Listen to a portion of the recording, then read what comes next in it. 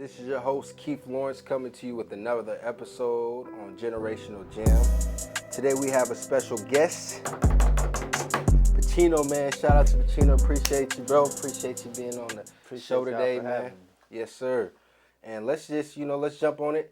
We got you at 42 wins, 10 losses, and 1 draw as far as your amateur record. Yeah, it wasn't a draw. We both got disqualified, so I guess it's a draw.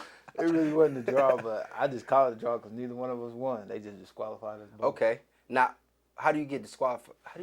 Both of y'all get disqualified. Fighting after the referee told us to stop. Got you. Oh, yeah, I was on for it. Y'all wanted each other's heads at that point.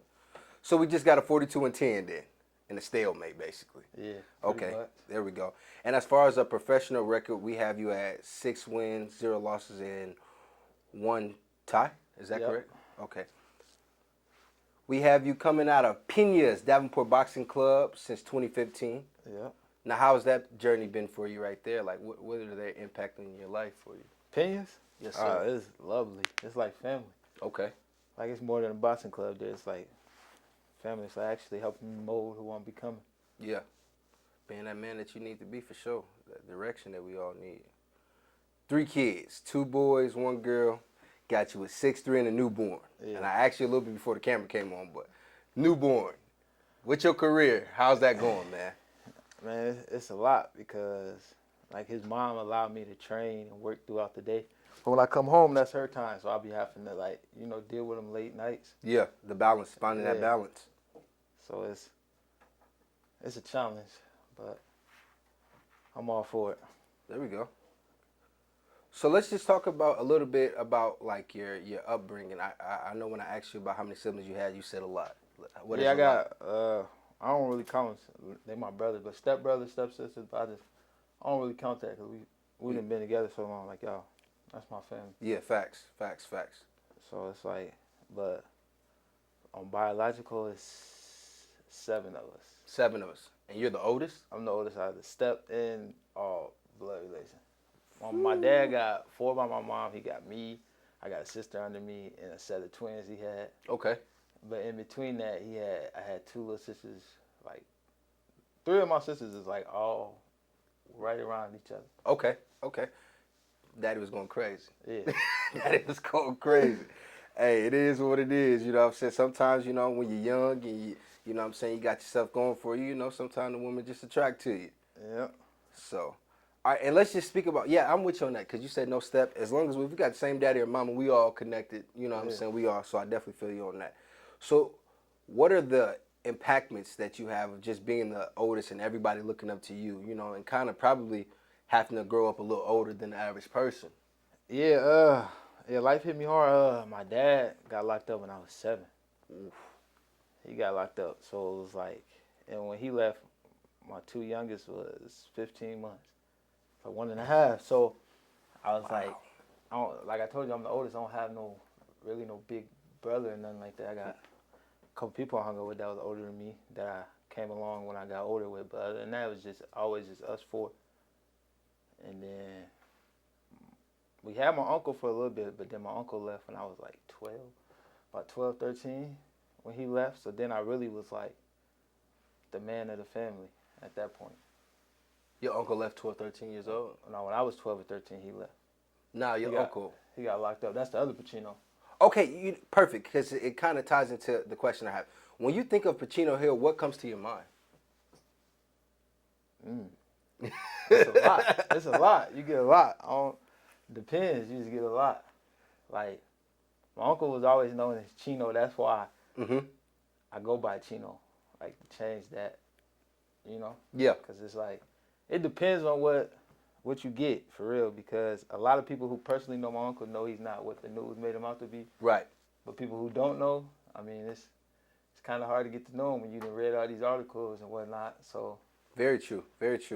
And just kind of the newspaper, they're going to dictate how they want it to. You know what I'm saying? They're going to look at you like that. Now, what does your uncle mean to you? A lot. That's a lot. Like, I looked up to my uncle a lot. Sometimes when I first was growing up, that was my role model. Okay. It was like I never was role model. Like, I never wanted to do none of the good stuff that I heard my uncle do. I was always with The rah-rah. yeah. Yeah. I wanted that. I wanted to live up to that. So yeah, just that name. And I was like, man, because I heard you think about it, and just like, how did you get into the boxing aspect of things? Like, what made you turn to boxing? Because not from what I know, you always been a fighter. You know what I'm saying? So the reality of it, and to me, it just made sense that hey, why not get paid for it? Why not make a career out of it? But what made you? What point took you to where it was like, okay, at this point, I've done all the wrong that I needed to do. Let me go ahead and change it up for the people underneath me as well. Really, I was on football. I was playing football. I had moved down south. Okay. With my firstborn, and I was playing like football, but I had ended up tearing my Achilles. Okay. This was like 2015, mid 2015, and around that time, Pacquiao and Floyd was building up to their big fight. So that's all that was on TV. Okay. Was boxing. So I started looking into it, and as I'm looking into it, I'm like, I think I could do this because I always like to fight. Everybody used to tell me though, you need to go to the boxing, but I'm like, boxing ain't for me. I always used to say boxing ain't for me. Let me see. Cortez told me that in the 7th grade. Okay. Cortez who? Seals. Shout out to Lil Cuz. Shout out to Lil Cuz, my little cousin. He used to always say, man, you need to go to the boxing gym. Like, you need to box. I'm like, bro, boxing's not for me. Like, I'm not a boxer. I'm a fighter. But, yeah. So then I had seen a post of Cedric Thomas, one of my coach's sons. And I had seen him. He had won a boxing match. Mm-hmm. It was like, everybody was under his post congratulating. And I'm like, damn. So then I asked him, I'm like, first I was looking down in Florida, but I was like, I really didn't understand, like the kind, how to get into it and none of that. So yeah, like, just the aspect of it. Yeah, so I asked Coach Fred, if I come home, will you teach me how to box? He was like, yeah. So then when I got up there, Coach Fred was having like a busy schedule, so he wasn't really in the gym, so I was like a hit and miss. But then my coach Jamie was like there at that time. So then I had ran into him at the mall. I'm like, I asked him, you gonna help me with this boxing? Like, I'm trying to really do this boxing thing. And then click tight in there, and boom, I've been doing it ever since. This was like a little bit after Thanksgiving of 2015. Man, did you see yourself going on 7 years now from that date where you are now? No. At first, no, cause boxing frustrating, bro. Like I be trying to tell people, boxing really it's more mental than it is physical. Right. So it's like it'd be hard. Like it's a challenge. That's what I said. So that's how I look at everything. Like, if I could do boxing, I could do anything. That's how I look at it. That's a good way to look at life because of basically to me it's like the aspect of it, the mental. Like you said, I was a wrestler, so I know it really is a mental game. Like, you can be in the best shape of your life, but you can get in that ring, and if you're not mentally in it, it's like you're losing to people you should just be demolishing and stuff like that. So it's I definitely feel you on that wholeheartedly. Let's talk about the impact that you make on the people around you. Like, how is it that you can be able to withstand like the pressure of not only becoming a boxer and trying to make a name for yourself, but also your family aspect in it as well? Like, it ain't easy. I can tell you that. It ain't easy. Tell you that right now. But it's like your family never gonna really see you. Your true family, like people that really love you, will never see you as, like, they don't see me as the boxer. Yeah, they just see as Chino. Yeah, I'm still their nephew, their son, their grandson, their cousin. I'm not this boxer. So like when people talk to them like about me, it's like, that's my cousin. Like, they. Yeah, it's like who's that? Yeah. I've been knowing him his whole life. Like, who's that's that? what you think of this man. Like, I know this man. Like, so it's like, yeah, it's like kind of harder to like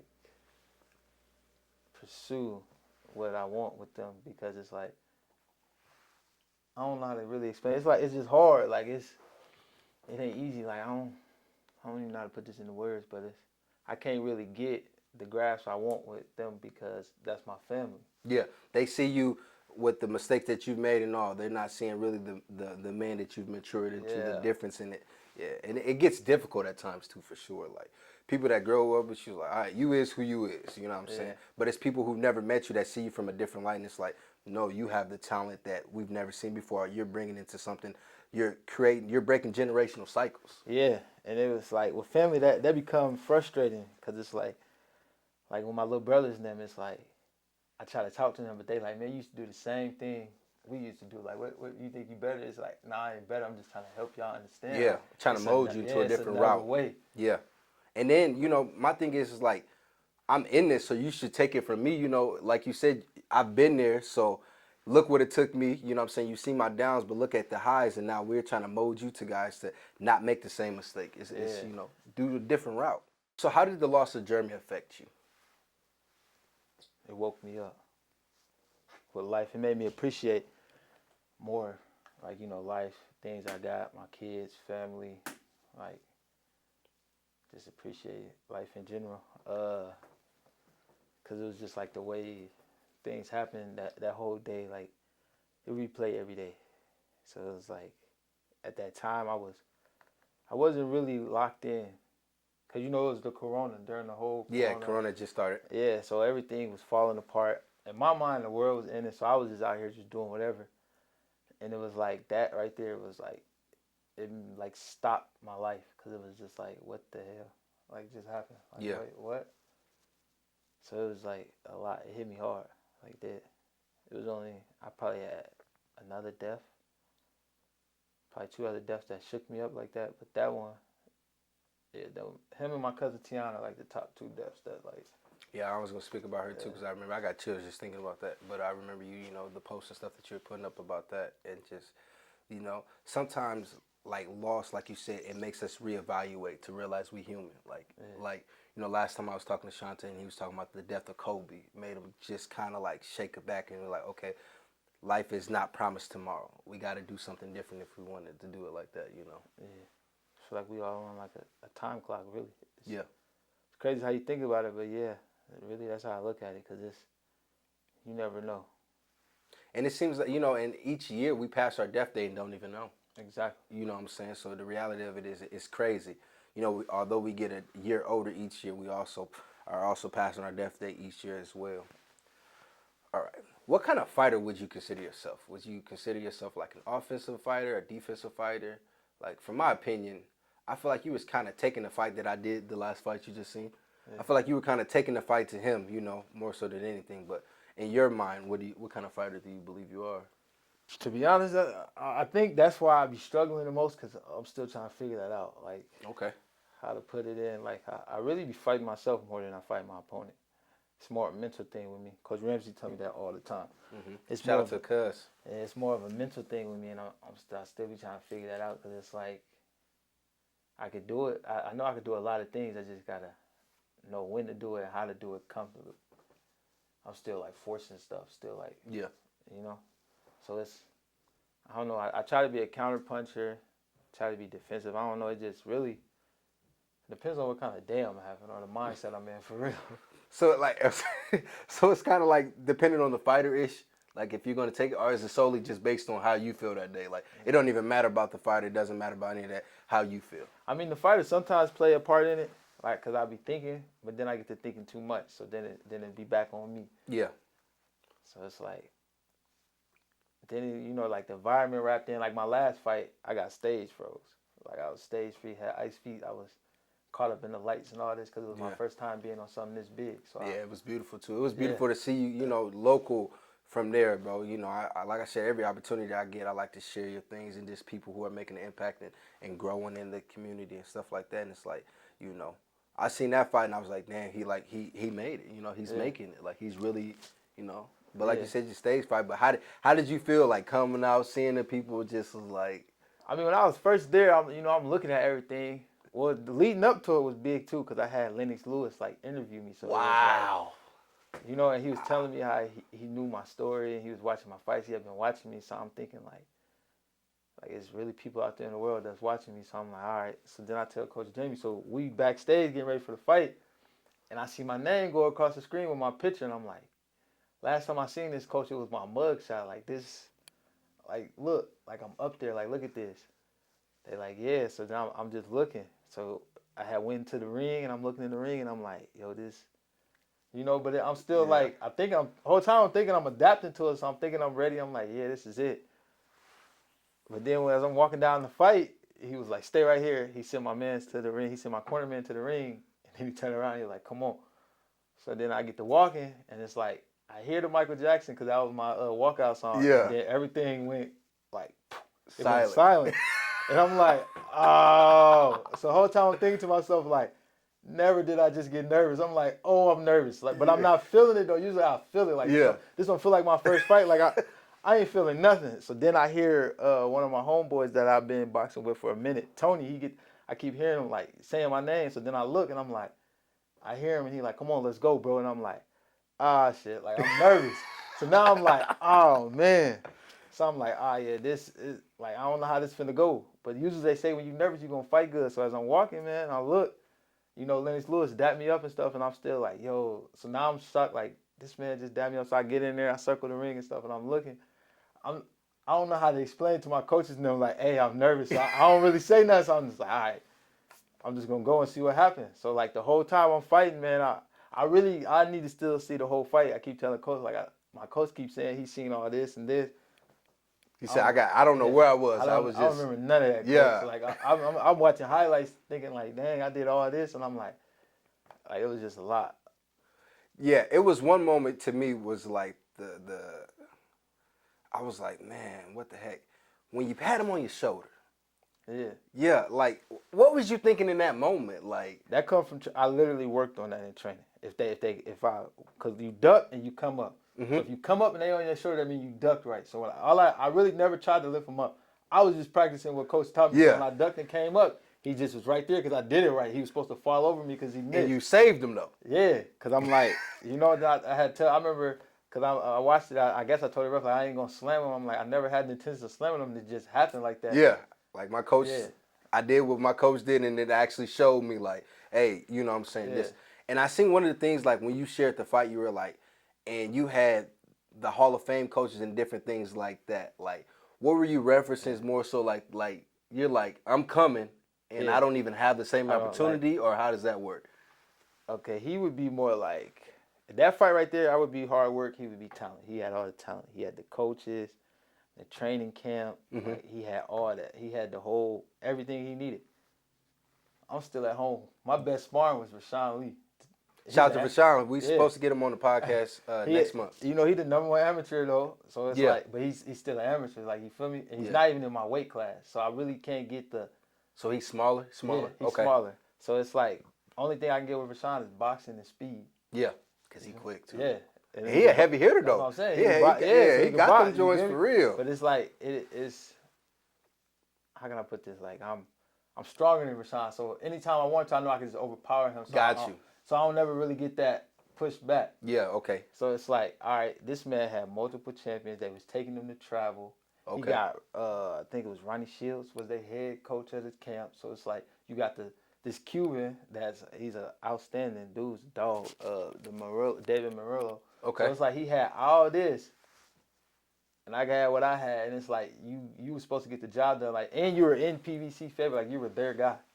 Yeah. Like, so the tournament, or not tournament, but the actual fight, that's his people. They wanted him. This is for him. They like, you beat him, you beat Chino, and come on, we're gonna take you in. All you gotta do is just get past him. Like, this is their guy. Like, I had one of the fighters there. He was actually Floyd Mayweather's cousin. I was talking to him. He was like, I came here because he had a fight too, but he was like, I only want to see one fight. It was your fight. So I'm like, why? Like, you don't even. What he say? Know me. He know of me. So I'm like, why? He like, because all that's all they was talking about down there in Cali. Where I was at was PBC was bringing up this new guy, and he's projected to do this, and this. All he had to do was fight you. So they wanted to see him murder you, and then his ticket was already checked. Yeah. So Gotcha. He already had it set up. So it's like, you had everything you needed. Because I know for sure that you couldn't handle, like, you got to think about that. He wasn't starstruck, none of that. He was there all the way. No, you could tell he could tell he's been doing it for a while. Yeah, that's what I'm saying. Let me get to what you got. Let me get what you got, or let me get around what you got. Yeah. Let me get on folks' airplane. I'm running through you. Yeah. I know I can now, because I know you couldn't handle me, and I was off.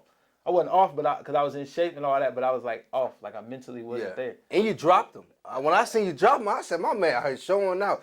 Because I've seen you with the amateurs downtown Davenport. Like I said, I went to go support Eddie, and I seen you and you dropped him, and it's like the crowd was just you. You had the crowd surfing. Like, Davenport is you. Chino boxing, Davenport is you. You know what I'm saying? But when you dropped him, I said, oh, shoot. Yeah, how did you feel? How did you feel when you dropped him? Man, like, it was like, I don't even like remember the emotions. I'm watching and I'm like, and then I look and I'm like, dang, that's the hook coach been working on me with. It was another thing. Like everything coach was showing me, I was seeing it and I'm like, all right. But it's like, it wasn't just, me. Yeah, Yeah, you know? it was out of body experience basically Yeah. is what you was having the whole time. Like you didn't even, it wasn't until then it was like, okay, now I can be me again. Like, wait, Yeah. what happened? Okay, yeah. That's what I'm saying. So it was just like I don't know. I got to work on that. I think I'll be ready next time. Next time I come around, I'll be ready because I already been there. Yeah, I know what to do, it's yeah. been there, done that. Now I know what it is. I know that it's mental more than anything. Make sure my physical is in shape, but my mental has to be sharp. You know, that isolation time, you need some time to yourself to really just be able to come down, you know what I'm saying, and just be you.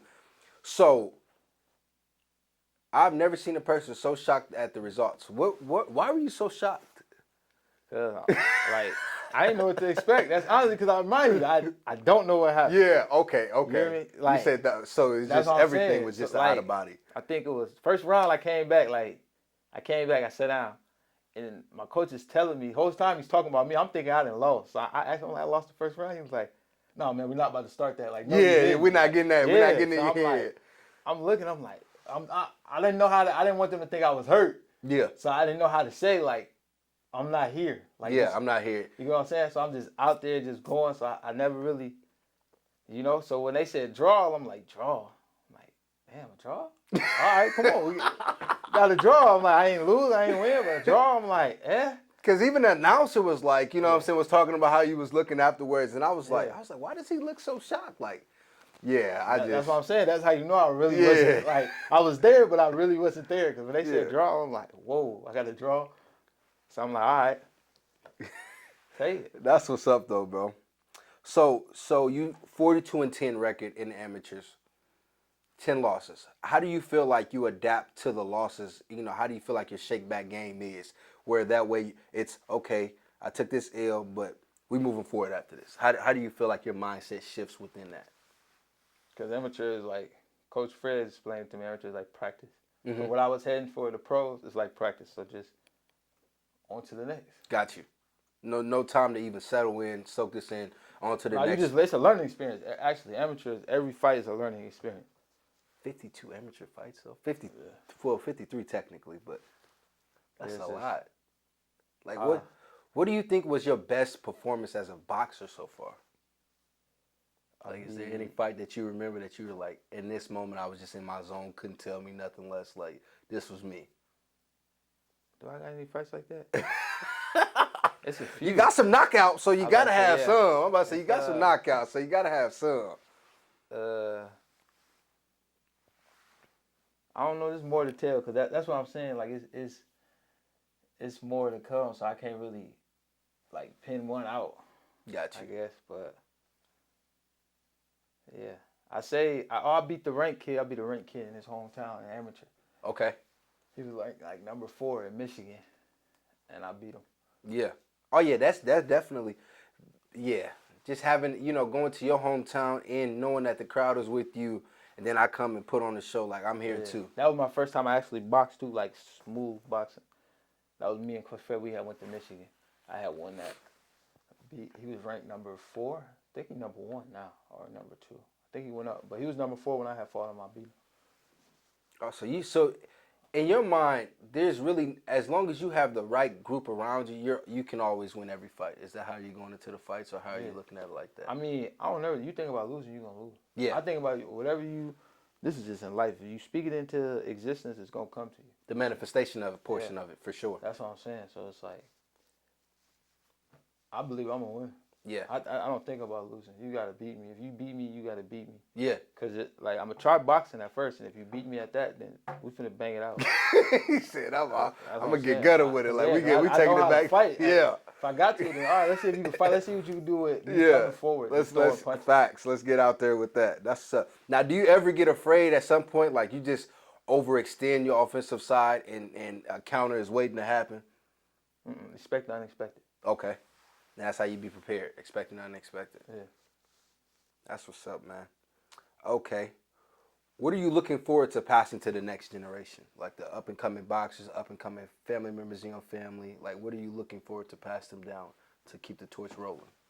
Because you're already reversing the curse, so you're already in an aspect where it's like this is what happened before. This is me now, but I'm reversing the curse. Like I'm making Pachino Hill. Like when I look up Pachino Hill, yeah, your uncle was on there, but you're a fighter, bro, and that's what was on there. Like you can Google you. Yeah. Like you can legit Google you.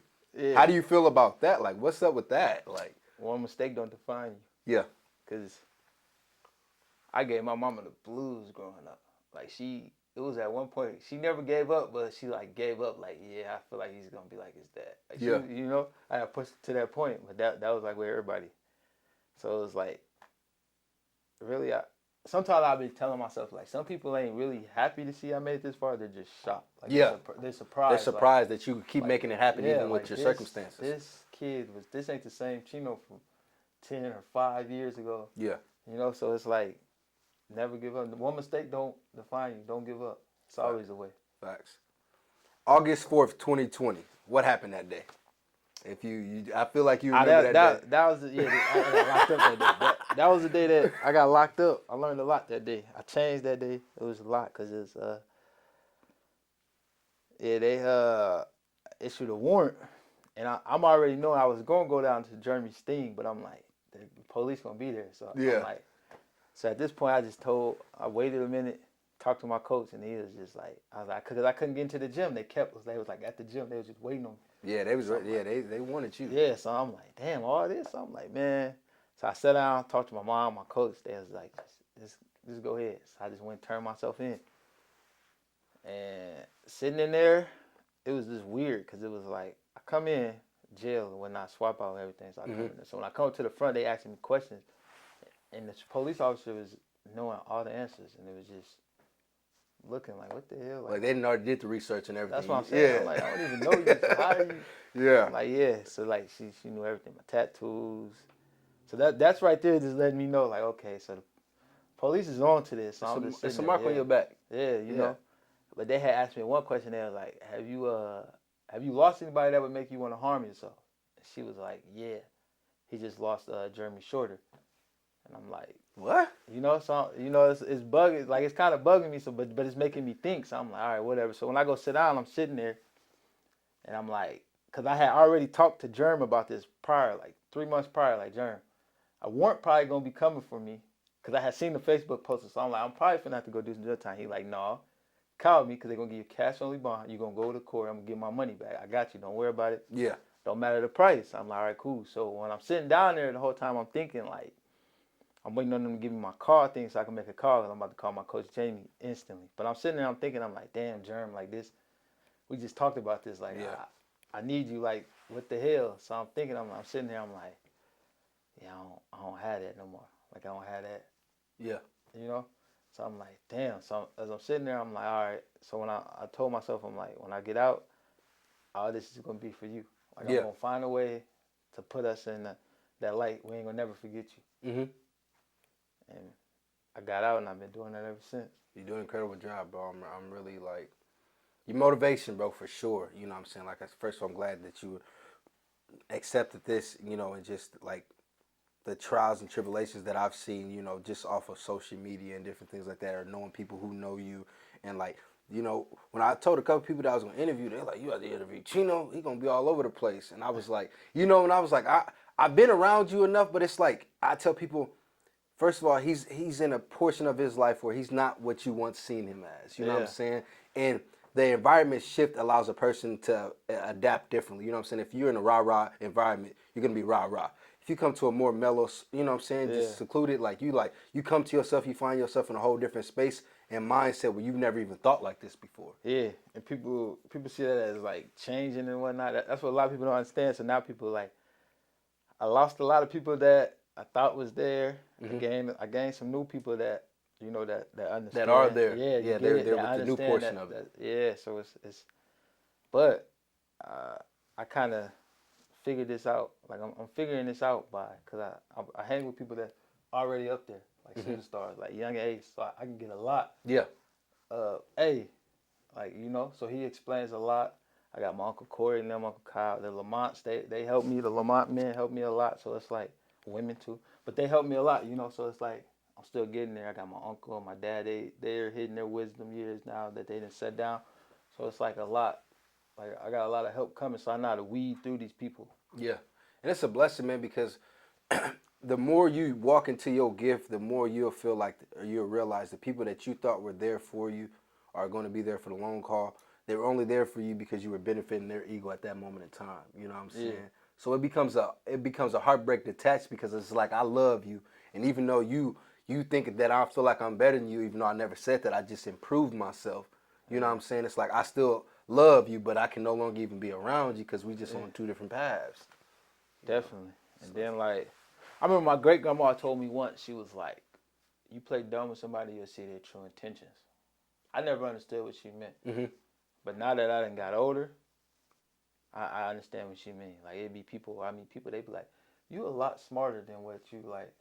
Like people give you off to be, yeah. They be like, "Did you give me off to be?" Mm-hmm. Yeah, I ain't no dummy, but I'm gonna see because I learned what she was saying was when somebody's when you do that with somebody, it's more like they either gonna take advantage of you or they gonna help you and lead you the right way. Yeah, one of two options: Yeah. either beneficial or you're a liability. Exactly. Facts. I feel you on that wholeheartedly. Bro, I'm over here sitting here talking back and forth. You look in the camera, bro. Why you got a little baby feel? Like you got kind of look like little baby, bro. Why You be, everybody say that? Man? Hey, that's like especially since you done cut off the dreads. You feel me? Like you got here. That's another man. Everybody say that, man. I don't know. That's what everybody say. That's Man. crazy. Ali versus Tyson in their prime. Who wins? Which time era? No, just any time era but they're both in their prime. Like if we could do an ideal match, even in today's time, but they're both in their primes. Ali. All right, I'm gonna ask you this: does Ali have Gus D'Amato in his corner at this time? His coach? Yeah, they both have the best. They both have their whoever took them to the. I don't really know boxing like that, so I ain't gonna act like I do. Whoever took them to their peak when they was at their peak, they got their corner people, and they ain't a prime. Ali or Muhammad. Man, I'm gonna have to go with Ali. Okay, now why? I figured you would go Ali. I just feel like most people are not just because Muhammad Ali had what's his name? Was it Joe Frazier? Yeah, wasn't it Jim? Yeah, Joe Frazier, who was like a Tyson. Exactly. And George Foreman, who was like a Tyson, you know what I'm saying? And he, being himself. So it's like I was about to say Ali, like he could weather them storms. If you weather Tyson's, like that's all they prove. When you weather Tyson's storm, he can be beat. Yeah. Yeah, definitely. It took a lot to beat Ali. That's true, especially at his peak. Yeah. It wasn't until he came back off that hiatus where he was like, you know what I'm saying, I ain't about to go fight over there for them, you know what I'm saying? Like, we fighting over here for in America, you know what I'm saying? So I love him just for, he's standing up for what he believes in. I love anybody. If you can stand up for what you believe in, no matter what the world is saying, and you like, I hear you, but this is where I'm at, you know what I'm saying? Like, that cultural difference right there. Like, I like that. So you got Ali. You got Ali with a knockout. You got Ali in 12 rounds. Ali, what's up? I think he might be able to knock him out. I think he can knock him out. Cause I mean, Ali was just different. Yeah, yeah. Like it was just different. Like that's a heavyweight, but look how he moved though. To me, I feel like Tyson. Fury. Yeah. To me, that's like you know what I'm saying. That's a Muhammad Ali footwork. Yeah. But he ain't as quick as Ali though. No, hell. But yeah, he tries to imitate that. That's what I'm saying. Yeah. But that's what I'm saying. Like take that, but you got Ali and he quick, he's long, and like his pull counter, like he. And he talking that mess, you know what I'm saying? So it's a lot, he got. That's what I'm like you saying. said, it's that mental aspect in there. Ali was whooping people mentally before he ever even got in there physically whooping on you. Exactly. Yeah. Okay. So, Floyd Pacquiao. Floyd. Okay, I already figured that. I just went with that. Who is to you the greatest boxer of all time? Like all around? All around. Floyd Mayweather. I would agree with you. Why? In your aspect, though. Because you a boxer. This probably trying to tell people, like, Floyd, I wasn't really a fan of Floyd at first until I seen that Shane Mosley fight. Sugar Shane? And when he got... Sugar Shane wasn't all the way in his prime no more either, though. Let's be a little fair to Shane. He wasn't all the way in his prime, but I definitely feel you on that. Listen. Technicality of it, for sure. I'm trying to tell y'all, and that's what made me look into Floyd. Floyd is, like, he's different. Like, he's damn near like a super natural human, like a superhero in that ring. Like, if you just got to break down his game plan. The man's mentally there. He's always physically there. Like, it takes a lot. Like I can understand. Like he's really like a puzzle, and it's like when you unlock something, you gotta unlock this. And Yeah. you know, it's like a one level. thing lead like to another. It's a you know box what I'm within a saying? box within a box. Yeah. Cause I seen like when I seen him get rocked, I'm like, yo, like, damn, he just got. You know, I'm thinking like, oh, this man. And it was my first time betting on boxing. This is the fight I bet on. I'm like, damn, my cousin finna scam me. I'm like, this man just scammed me, man. I'm like, all right, so he. You know, they steady going at it and whatnot, but then he beat him the next 10 rounds. Like, it was just ugly. Yeah. And I'm looking and I'm like, why didn't you do that from the first gate? I feel like Floyd, like after watching his interviews and stuff like that, Floyd is like, I got to feel you the first few rounds. Yeah. Like, first 3-4 rounds. Like, he you do your thing. Yeah, like, he mentally destroys you. And then the rest just follows. Because dude was just like, that's why we trying to tell people. And they be like, oh, this, no. Like, Floyd's different. Pretty Boy Floyd, if he still had his hands from Pretty Boy Floyd stage. With them heavy hands where he was really knocking them. He probably would have had more knockouts. Yeah. So I'm like, and the fact that he was able to adjust, because, you know, boxing, if your hands is messed up, you can't really box. Like, he was able to adjust. So I'm telling you, like that. I'm just going to work you. That defensive side, you know what I'm saying? His countering ability, that's what I consider myself when I wrestle a counter wrestler. Like, I'll let you grab, Phil, you know what I'm saying, and do my thing. But his countering ability is like never before seen. It's like, sometimes it looks scripted. It's like, how does this man know? I'm telling you, it be looking scripted because I'll be just looking. I'm like, dude, how did you? But the whole time, you go back to the first 2 rounds, this man was figuring out the timing. Feeling on him. Figuring out the timing. 4th through like 7, he's starting to apply it. Then after that, it's a wrap. He just whooped up on you. Yeah. It's over with. Who do you compare your boxing skills to the most?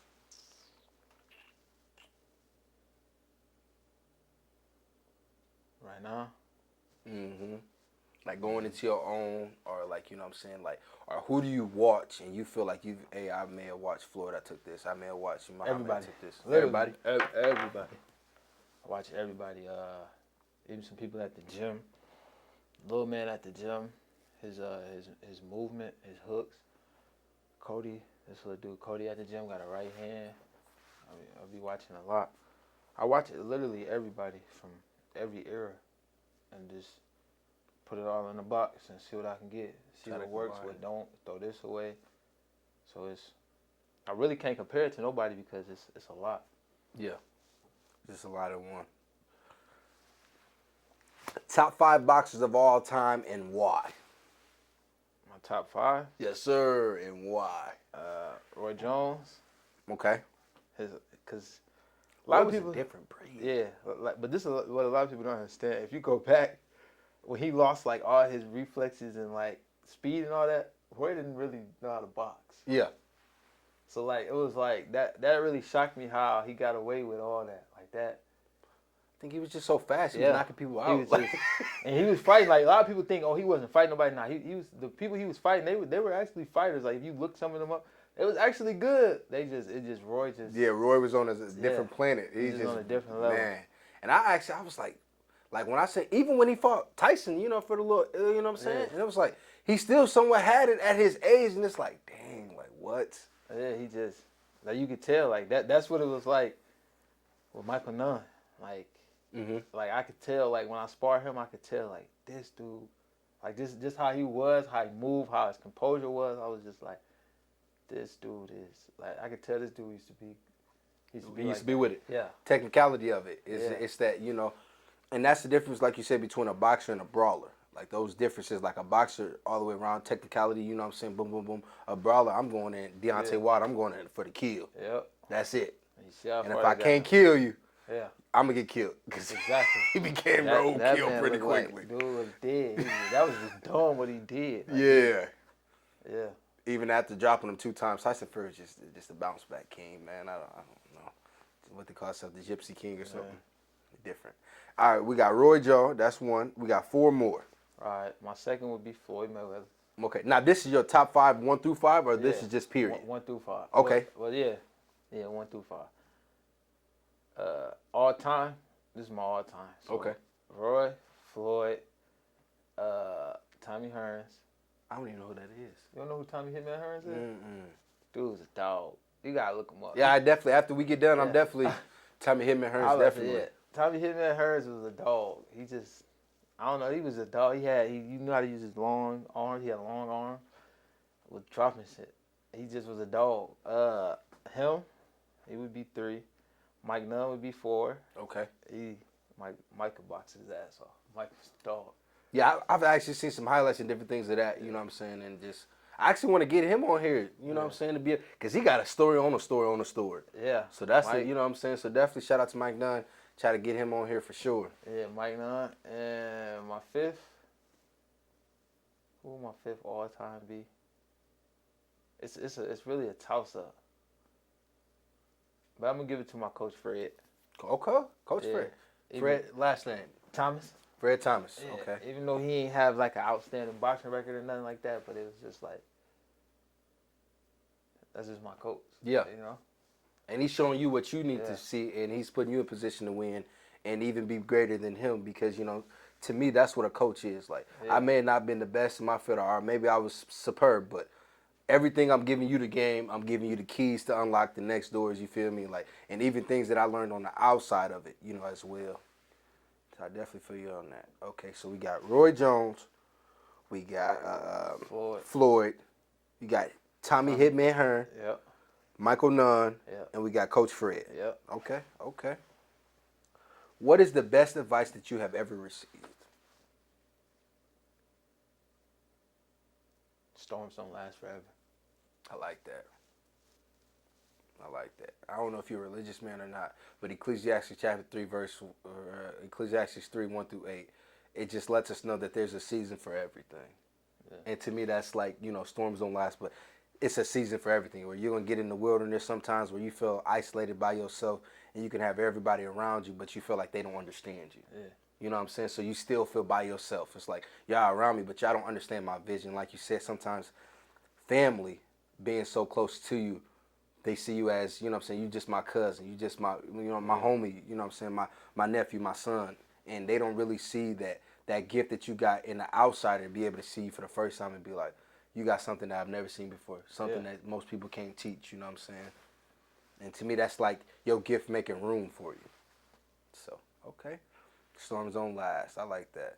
What is the worst advice you ever get? Like, you would never pass this down, and you was like, I don't even know why you gave it to me. All right, so I got my grandma and her sister. They, like, I love them, and I love them because of their honesty, but they don't want me boxing. Okay. You know, so they don't support it. You know, my auntie just watched that fight on TV. That was her first time seeing me fight out of the whole 7 years, you know. Same with my grandma. So it's like but I gotta respect them though, because they gave me. They don't want to see that. They don't want to see me. They don't want to see you getting hit in the head. They want to see the longevity of it. Yeah, facts. My auntie think I'm gonna go crazy, but that's what it is. So you know, and then my mom was the same way. She just came above after she seen after 6 years, you really like this is something that you're good at. Like at the end of the day, give this up. But they used to tell me quit. Like, stop boxing and quit, get you a job. You know? Yeah, imagine if you listen to them. That's what I'm saying. Yeah. So like sometimes you just gotta believe it. It's you. Like, but sometimes you don't even know what you're doing. Because like I'm still figuring things out. Like, so it's really on you. Like, but I learned take chances before they're too late. Yeah. You gotta take chances before they're too late. So take advantage of the opportunities that are presented to you, as opposed to being scared, you know.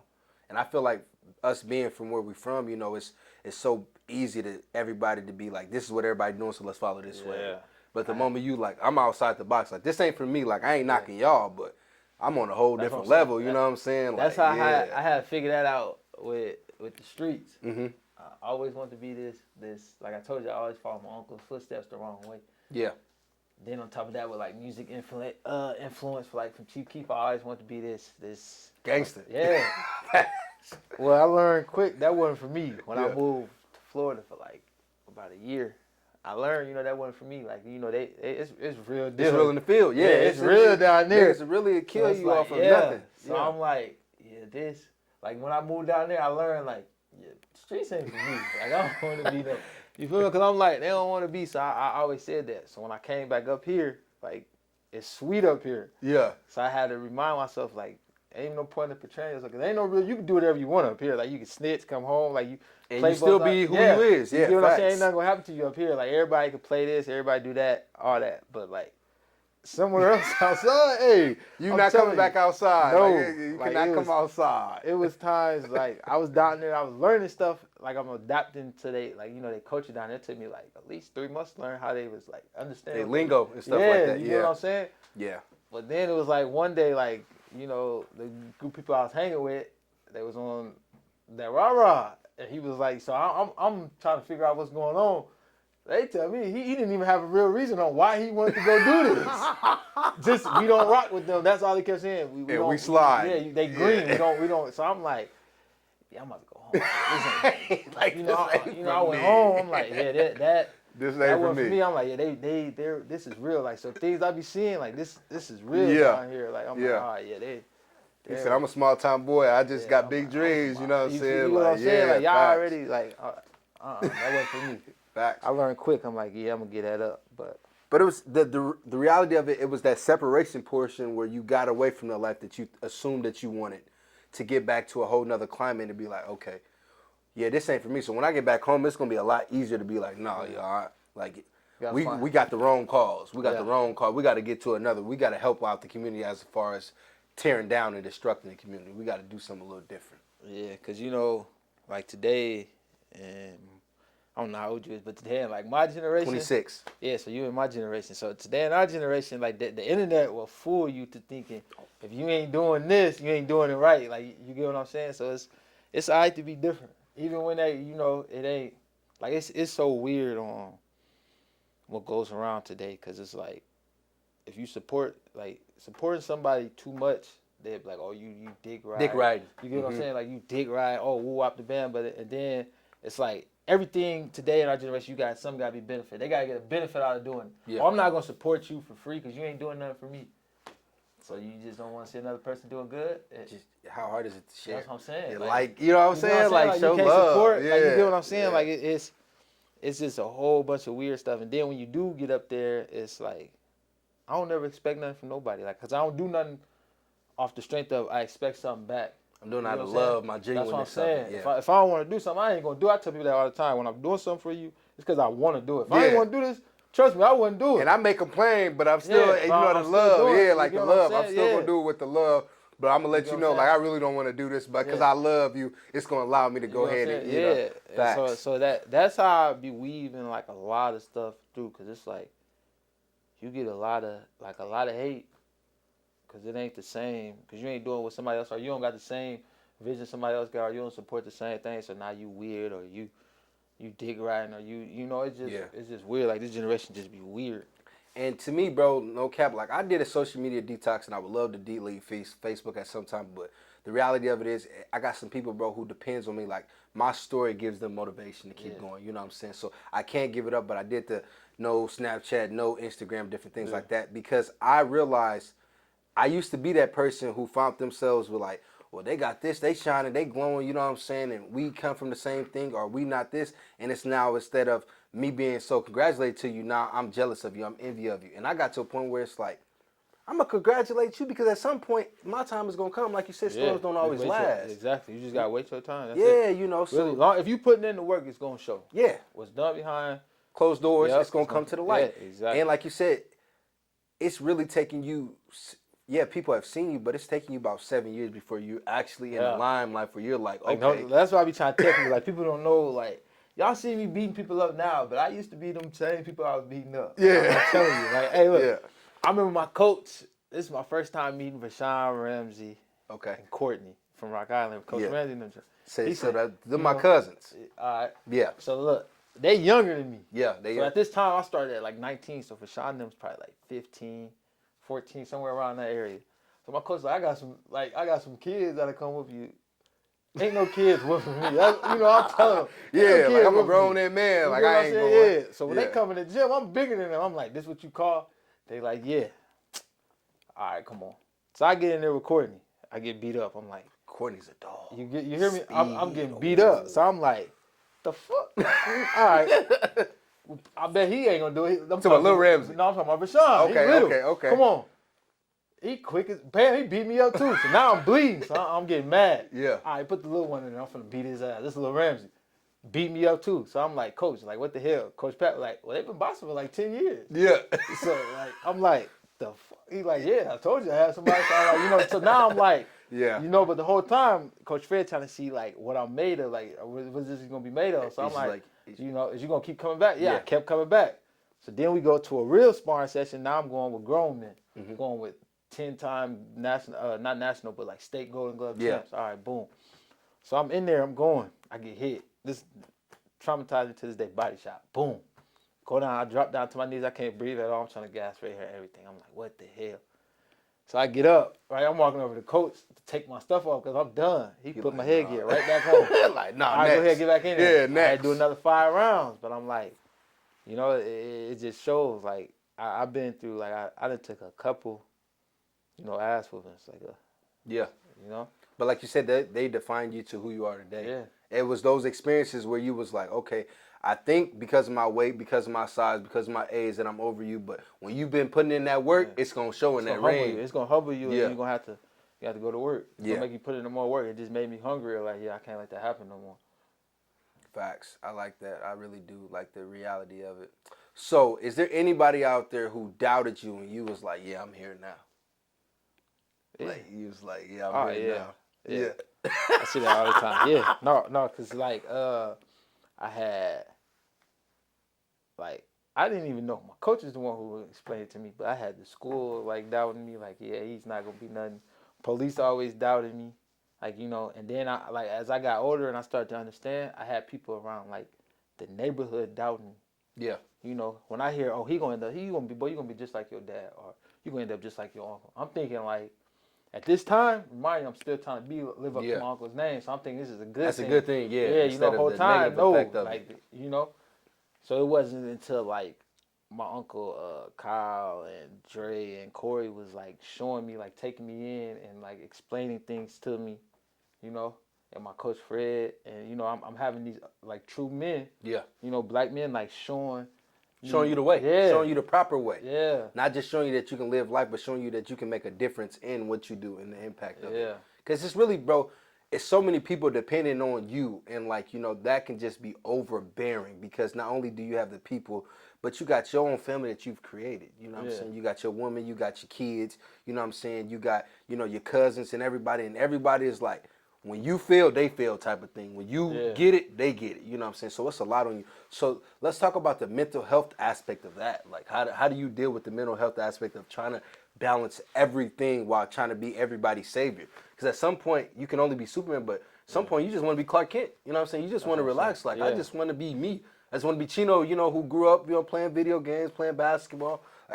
Can you be you anymore? That you got to find people. Well, you got to find something that like puts you like in that frame. Yeah. You get what I'm saying? Like where you could just be that. Like when I'm with my daughter, I can just be me. Yeah. You get what I'm saying? Like I don't have to live up to this. The only thing I gotta do is protect her because she's with me. Other than that, facts. We just living life. Facts. Like you just stay. Really, you gotta find something that keeps you like grounded. Man, that's what's up, bro. That's what's up. Anything you're afraid of? Yeah. My daughter bringing home like a not good man and saying he reminded her of me. Yeah. Like that. So basically, I say failing as a father. Okay. But the reality of it is, our kids don't get to see the ignorance side of us. You know what I'm saying? So I don't think if they brought somebody like you, it would be considered like failing as a father. I think it would be more so like, I see what my dad is now, and I see the potential in this young man too. You know what I'm saying? Yeah. So it's really like a highlight more so than anything than a rebellious moment. You know what I'm saying? But like, I know what I was on, so it's like, he liked me for a reason. Exactly. Like, you know what I'm saying? So it's like, yeah, you can put it like that, but you never really know because it's like, I feel like I ain't really grow up to like my 23, 22, somewhere in between there. That's when I really started clicking and growing up. Yeah. So if she coming home with me like at 16, oh hell. So I'm like, I got the blicky when you open the door. Like, yeah. This, I know what this is. We playing bad boys out here. Exactly. No, for real, man. I know exactly how that is. Like that scene hit when you have a little girl. That's how that scene hit. Man, I got a daughter. My daughter's the oldest. I'm telling you, so I know. Scene hit like that, so it'd be different. But it's like I ain't trying to raise her like I was. Yeah. You get what I'm saying? Because it's a different world now. So I gotta like I don't lie to my daughter. So like that's good though. You get what I'm saying? So when my kids get older, I'm not gonna hide nothing. Yeah. I'm gonna tell like I'm telling them everything, what I did, how I was doing it, where I was wrong at. Like you get what I'm saying? Cause so you can learn from my experience and pray that you don't make the same mistakes that I did. And that's why it's so impactful for black men to have those father figures, because when you grow up without a father figure, like it says, you take the negative and you want to run with it, because like what I'm saying, this is what people are highlighting, like what I'm saying, you're just like your uncle. Like that's good, but the good side of your uncle. When they tell me that, you're more so down talking him and me. You know what I'm saying, as opposed to really be like you can make an impact, because he made an impact, you know what I'm saying, and the news blew it up to be a negative impact, you know what I'm saying, but the news never went to, which is not their job, but to his root issue. Yeah. It's we have to get to the root source. What causes you to push this way? What causes your mindset to go that way, Yeah. Get into the root cause. Yeah, pretty much. And that's why that's my biggest goal, is to be there. Like this boxing, fighting is fun for me, but like I gotta get this plan together for them. Yeah. So they can have it different. That's what's up, man. That's what's up. Okay, so how is your mental health? We talked about just being normal. What about the boxing aspect? Like, what I'm saying? How do you take a moment where you may be going through it at home, maybe so with your baby not listening, because sometimes that can be frustrating as heck. Or your old, getting into it with your old lady, and you like, what I'm saying? Like, damn, like you see what I'm doing, you see what I'm pushing, while she's also trying to find herself. How do you find a mental aspect when you get to the boxing? You like, okay, I'm gonna put this here, because it's not like a regular job where you can just like keep it out on the outside of the ring. It's like this is something that affects you on the inside. Yeah, it's really I had to face adversity damn near every fight. It gets crazy every fight. But honestly, it's just a lot. Like you just gotta. It's mental. Like you said, it's mental, but that does take a toll on you. Sometimes you just gotta know how to control it, like how to bring like the inner. Like turn it good. I try to usually focus that like into turning it good or block it out. But it's really, I don't know. It depends. Like I told you, it depends on the day or what day I'm having for real. Cause like usually my coach is like, all right, turn that. Like when it's around that time, turn the phone off. It's time to turn your phone off. Yeah, makes you separate yourself from society and the reality of it. So I go find a song that I'm feeling at that moment. Like I usually find a song. I ain't found one this camp yet. But I usually find a song that okay, when I hear this song, what does it make me think of? Okay, so when it's around that time, I'm finna play this song because it's gonna bring back these thoughts or these memories. Put me in a different mindset, cool, calm, relaxing mindset. Who's your go-to artist? Chief Keef is my all-time favorite. Him and 50. Well, 50 Cent is my all-time favorite. Yeah, 50. 50 came onto the game in the early 2000s. Shut down the world. But Chief Keef is my second go-to, But other than that, I really be listening to R&B slow jams. Yeah, I think that 90s, baby, man, it do something to us, man. Because if you ever wake up on a Saturday and you hear that, it's cleaning session is going on, and it's like you wiping down walls, hitting the floors. Maybe you got to smack something with a toothbrush to get it extra clean. I'm saying, that 90s R&B really do it to you, man. But I love it. You know what I'm saying? Put on some Jagged Edge, some Drew Hill, you feel me? Some Johnny Gill, you know what I'm saying? Just and vibe at it, man. Some early Tyrese, Tyrese be showing out too. Some Tank, I'm telling you. I'm more of a R. Kelly, Keith Sweat. Okay, Keith Sweat, we Keiths be making us sweat and stuff. Listening to that. Yeah. See, I used to listen to R. Kelly, man, but a lot of stuff he done did, it kind of shunned away from his music. So I was like, Kelly, I ain't got no problem with you, but yeah. I mean, I wouldn't say that. I mean, he changed the game. I was about to say, he changed the game though. He had the whole 90s on lockdown. That's what I'm saying. He's a messed up individual. I mean, but we ain't all he's a sick. We got to get back to his trauma, like we said earlier, getting back to his traumas. But I mean, I feel like honestly, with his situation, he shouldn't be the only one in jail. No, hell, no. Yeah. No. But I mean, he was wrong. They was all wrong. But It's the people that enabled him. I feel like should also be in there with him too. The reality of it. Y'all help do this too. So it's like y'all knew what it was. Your ex-wives who didn't go to the police knowing, and you got daughters. You know what I'm saying? Stuff like that. Like so I think like, everybody. I feel like if you ain't gonna help fix the situation, you shouldn't speak on it. Yeah, I agree with you wholeheartedly on that. And if you don't have a solution, you might just leave that situation alone. Yeah. Okay, man, it's something, and I just knew you was gonna come in here with a pair of them on, but you didn't. All them AIs? Come on, man. I was thinking about it. Look, I was thinking about it, but I was already running late. Running late, but I definitely was finna. I was about to wear my hot pink ones in here, but I'm like, damn, I was already running late.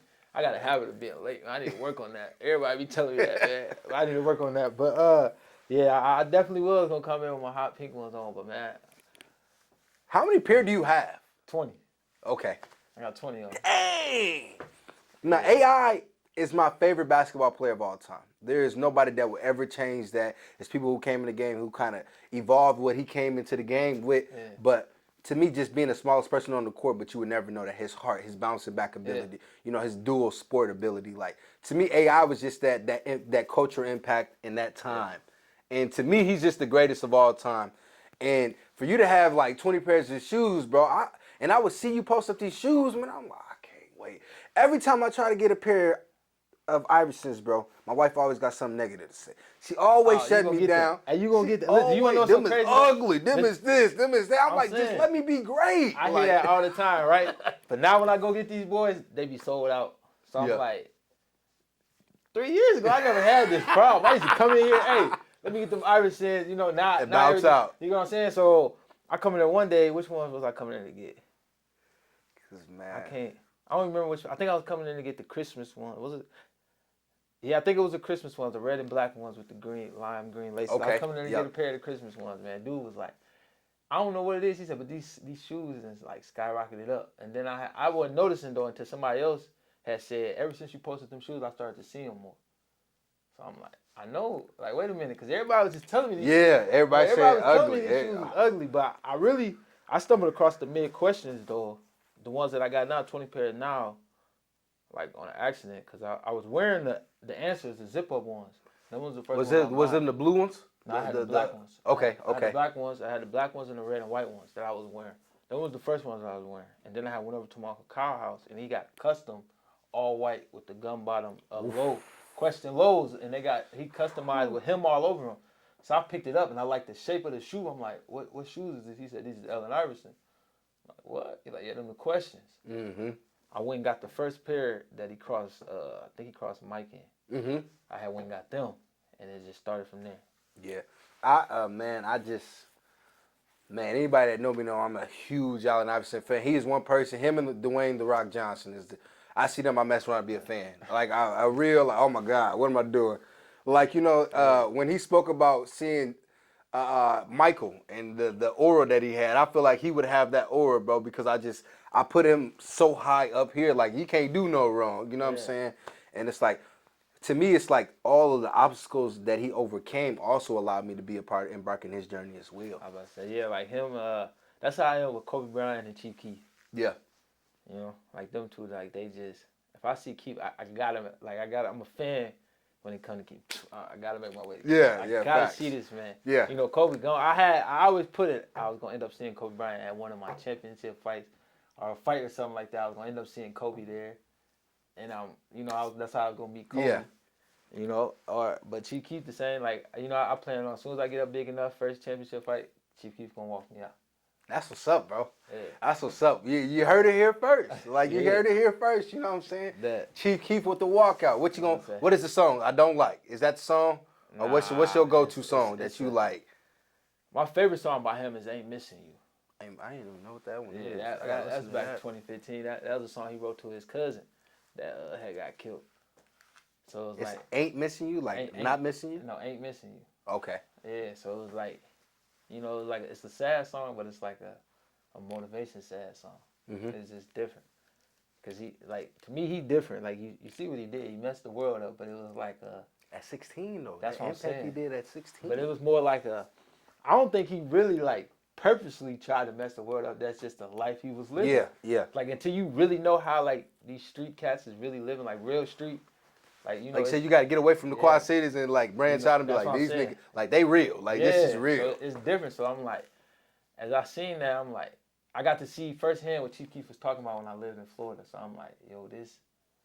So now I'm hearing all these lyrics and I'm seeing this. I'm seeing the guns with all the 30s and all that. I'm like, yo, this should really be happening what this man be talking about. So I can only imagine, you know, at this time I wasn't really, like my stepdad from Chicago. So I never really got to see like, where he took us, we was safe. Yeah. So I never he really, made sure he wasn't putting you in no danger. we never really got to see that, like what it was. But I'm like, living like, got to go out there on my, like in Florida. Like Florida really, it's like a country, because you know Haitians is down there. So it's like I'm seeing, you know, first That's time. around the time you got the dreads and stuff too? That's when I first started, like grew my hair out to start that. That's where I first got it from. Okay. Because mind you, I think Kodak was fresh, but Kodak had came out with a fade. Kodak didn't have his wigs. No, So when I first seen these wigs, like I'm looking, like I seen him on the dude walking, and I'm looking at his hair. I'm like, that's raw as hell. Like, yeah, different. Like, not used to seeing that. So then somebody break it down to me. They like them wigs. I'm like, well, he a Haitian, and then I heard him talk, and he had like this distinct, and I'm like, so now I'm learning. I'm looking. I'm like, yo, that shit raw. So right then in my mind, I'm getting those. Yeah. Like I already had it in my mind. I was getting those at some point in time. So it's like, yeah, that shit raw. Like I tell exploring, like I seen a lot. Louisiana, you can catch some of them, but they don't really got like form wigs. They wigs is like all over the place. Yeah, like they grow into wigs. That's what's up though, bro. For real. Like it's just, man, just that difference in the culture and different aspects of it all, and just like you said, branching out and boxing that's taking you to so many different states that you have never even visited. That's a blessing in itself. And with that, what is your best attribute in boxing? Like, what is your go-to power? Power. Okay. You said you just ready to knock out. You just yeah. Nah, they everybody tell me everybody out of fought, but like you hit hard. Like you hit hard. Now that also takes a lot of energy out of you, because I used to slam people. Like that was my in wrestling. So the more power you use it's like, okay, I'm a little fatigued. You gotta be in shape. Yeah, definitely. You gotta be at the all-time peak in shape for sure. All right. What does family mean to you? A lot. Because, like I said, I lost family members. I had abandoned some family members. Like they pushed me to the edge. So family mean a lot. Like I got family that you don't gotta be blood to be my family. Right. So if I call you family, like if I call you my cousin or something like that, or my sister, like I really love you, like to that extent. Yeah. You know what I'm saying? I gotta do whatever for you. Yeah. Like you my family. So I don't say that just to be funny, because it's family members right now that I walk right past. I won't speak to them. I can see them down and out bad. I'm gonna keep walking because you. Man, that's tough. And it hurt me because some of these family members I grew up with, like I seen every day. Like you damn near was like a sister. Yeah. You know what I'm saying? Like, and it hurt me bad that I gotta walk past you like that. But you pushed me to that point, like you weird. Yeah. No, I feel you on that wholeheartedly, bro. Like a couple years ago, you know, I got in a situation with my family, different things like that. But it's still like I'm finding out now that it's because I wasn't going into the aspect of unconditional love. So it's like now that I'm understanding what unconditional love is, it's helping me gain more understanding. Because it's like, to me now, it's like, it's not even a person that has done me wrong, but it's the spirit in them. You know what I'm saying? Yeah. That spirit of jealousy or whatever spirit allowed them to feel like they could turn their back on me. You feel me? That's what I'm saying. So it's something I'm learning now, and I'm like, man, because for the longest I ain't talked to my family, bro. I ain't talked to my grandma in, like, you know what I'm saying, a long time, and that's wrong. You know what I'm saying, on my behalf. But it's like, you know, unconditional love is showing me something. I was about to say not necessarily though, cause like I remember I had reached out to my dad's, like, not the dad that was there for him, but like his actual dad. And man, he didn't care. But when I reached out to the dad that I know, like my grandpa that I know that raised me. Yeah. So your stepdad's dad instead of your. No, my real dad's dad. Okay. Like he don't fuck with me. Like so your grandpa, he don't mess around with you. Okay. Care. But my grandpa that raised me, that I knew of my whole life, when I reached back out to him, it was all love. All love. He was happy to see me, hear from me. So I'm like, this is my grandpa. Like I tell my little sisters and them, like they keep asking. I'm like, this. Like ain't no point in meeting him. This our grandpa right here. I'm telling y'all this right here. The one that show you the love, the one that shows you, you know what I'm saying, that like, you know what I'm saying, that give you that unconditional love. Like you could have done wrong to me, but I love you enough to look past that, you know, for real. That's how I be, cause it's. But stuff like that really made me shed away from like meeting new people. Like I don't like meeting new people. Like, I do, but I don't. Like, I got to stumble across you, like, because I feel like everything's for a reason. Like, what's your reason? So, when I first meet you, like, my first six months, I'm probably figure out who you are. Mm-hmm. So, it's just, I don't know, my life I just look at life like real. I'm on a time limit. So, I'm either wasting time with you or like, what am I getting out of this? Because I know what I got to offer you. Yeah. I know my loyalty is going to be there. I'm going to help you in the best way I can. I'm going to help you move forward. Well, what is yours? Yeah, what's your purpose in my life? Because everybody comes for a season, you feel me? That's what I'm saying. Like, are you lifetime, like we locked in forever, or is this temporary? Just temporary. So I know how to go, because one thing I hate is losing people. Like, you think all the people that I came across that's died, I'd be used to it, but I really hate, I hate losing people. Yeah.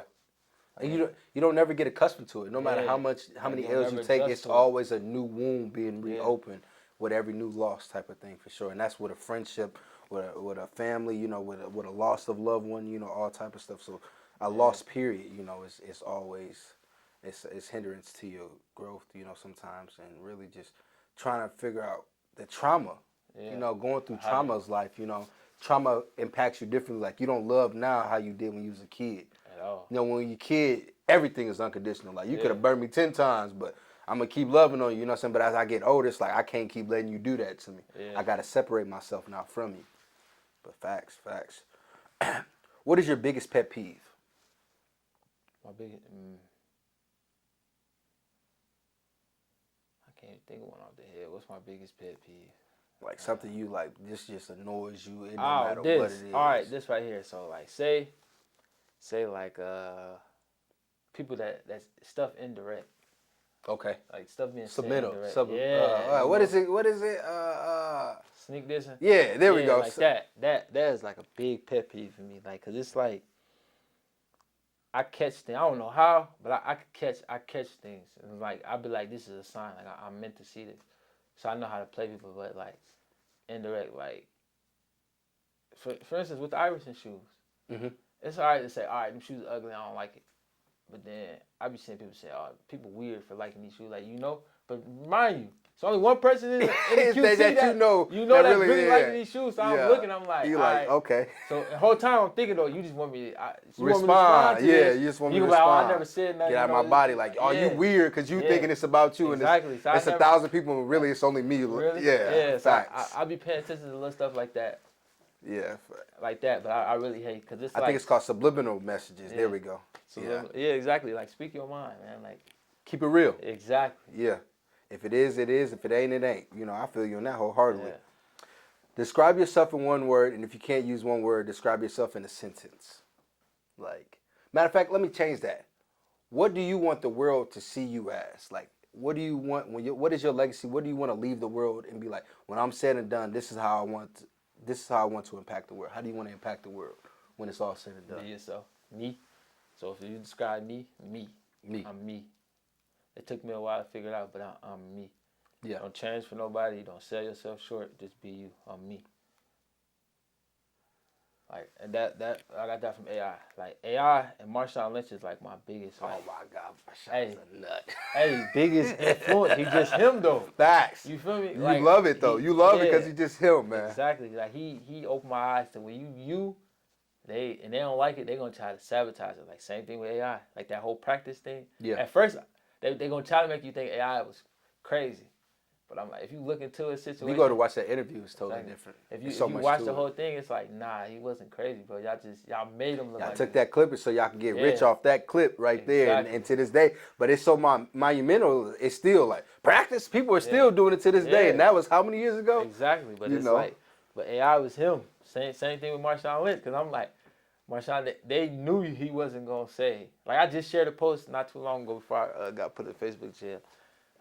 It shared a picture when Russell Wilson threw the ball, and they said maturity is saying this is pass interference, and I was like, no, maturity is they didn't give Marshawn that ball because they didn't want him to have that. You know, y'all don't know. Marshawn drove them all the way to the 1 yard line. Facts. Get that man the ball, but they knew damn well. Like, when somebody commented, Marcus Morgan commented, and was like, he wasn't gonna say I'm going to Disney World. They knew that. You get what I'm saying? They wanted everything to be a script. They don't like that. Yeah.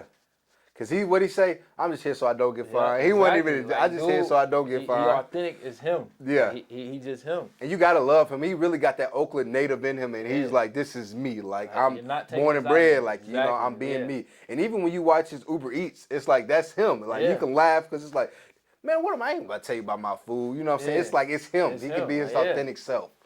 For sure. He's just him. Like I like people that's just like that. Like that's just him. Okay. Last question before we get out of here, man.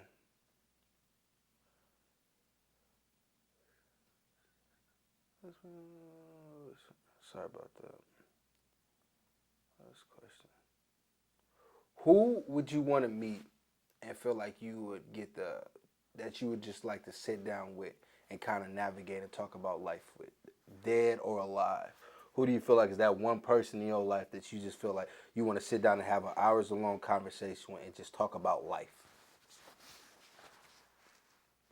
That's quite a few people, but I mean, if you know, sit down and talk about life with, like, just talk about life in general, or talk about like trying to get somewhere in life. Period. Just like whatever, if you feel like, if you could take any advice from anybody or sit down with anybody and just talk about whatever under the sun that you can come up with.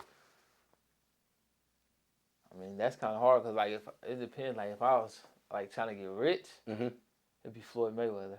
Definitely. Yeah. Like, a lot of people look past it. They call him dumb because he can't read, but you can't be dumb and make $1 billion. Because if that's the case, everybody be a billionaire. Yeah. So I'm for real. Everybody be a billionaire. So when y'all say he dumb, then why don't you got $1 billion? Yeah. If he's so dumb and he came up with $1 billion, so if it's money wise, I'd probably talk to Floyd. But like, sit and talk about life in general, probably have to go with my cousin Tion, cause I can be me. Like that was me. I could be me with her. Yeah. And I know she wasn't judging me. She was a gangster. Yeah. I had a couple times to sit down with her.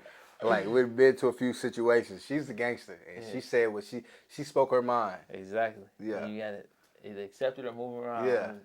That, but her, cause it was like, I'm the big cousin, but she always tried to protect me. Mm-hmm.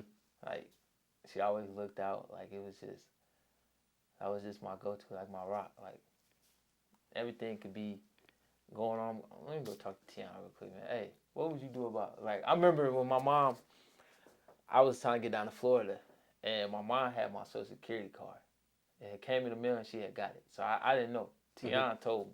Tion, I'm trying to go to Florida. She's the reason why I went, because I'm like, should I go? She's like, yeah, it's different. So I'm like, all right, but I can't get my Social Security card. She was like, next day she came back, she was like, your mom got your Social Security card in her purse. Bet. Hey, swooped in there and got it. So it'll have to be Tion, yeah. Tiana, that's what's up, man. Man, I appreciate you coming on this show, man, giving the world you, bro, and just being able to be yourself, you know what I'm saying? Be able to give the world an insight of how you are and who you are and what you're going to become, you know? Because the reality of it, 3-4 years now, we can look back at this, and when we do another one, and it's like, look at the growth from there, you know what I'm saying? Where I was at there and where I'm at now. So with this all said and done, man, I appreciate you, bro. I really do, man. Keep being great. Keep being that light in the room. Keep letting your gift make room for you. And don't keep being you, bro. Just keep allowing yourself to navigate your own life and not allowing the outside noise to really dictate what you're going on the inside. Because they really don't know the efforts that you put in. Like you said, that your woman allows you to, you know what I'm saying, be your box and have your job. But we know at night, that's all you. Yeah. You know what I'm saying? So that's what's up, man. Keep just allowing yourself to grow, man. And I love it, bro. And hopefully we can do another one of these later on down the line, and we can just have so much more that we can just build on, bro. Most definitely. I appreciate it. I appreciate y'all for having me. Yes, sir, man. All right, this is Keith Lawrence coming to you. Thank you for listening for another episode of Generational Jam. We ask that you guys continue to tune in, continue to subscribe, continue to like, and continue to embark on this journey. We're doing bigger and better things in life, and God is going to continue to make room for us. So just come aboard now before it's too late, because I'm going to remember you. You guys have a good one. Thank you guys for tuning in.